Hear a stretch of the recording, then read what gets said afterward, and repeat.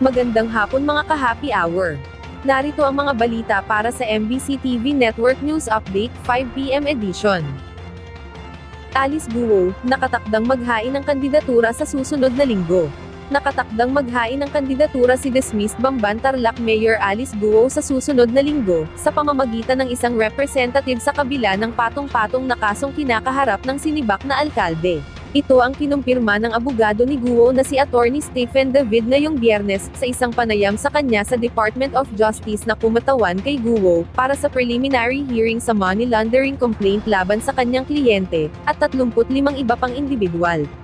Hindi naman tinukoy ni Attorney David kung muling tatakbo sa pagka-alkalde si Guo sa Bamban Tarlac. Sinabi naman ni Attorney David, na kung mahal siya ng mamamayan ng Bamban, mananalo si Guo, at kung ayaw na umano nila sa kanya, hindi siya mananalo, kaya't dapat aniyang makita ng bayan kung mahal talaga siya ng Bamban. Matatandaan na tinanggal ng ombudsman si Guo mula sa serbisyo noong August 12 dahil sa grave misconduct, at iniutos na i-forfeit ang lahat ng kanyang benepisyo sa pagre-retiro, at hindi na rin makakatakbo sa posisyon sa gobyerno kahit kailan. At sa ating Metro Manila ngayon, ilang mga barangay sa Pasig, Maynila at Makati, makaranas naman ng 5 hanggang 6 na oras na water interruption simula mamayang gabi.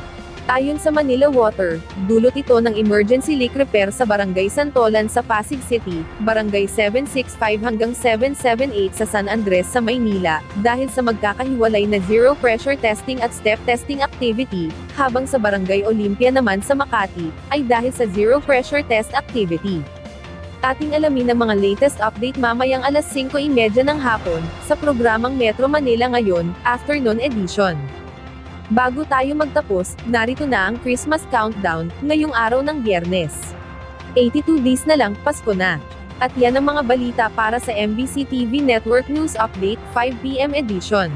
Samahan ninyo kami bukas, mula alas 9 ng umaga, hanggang alas 5 ng hapon.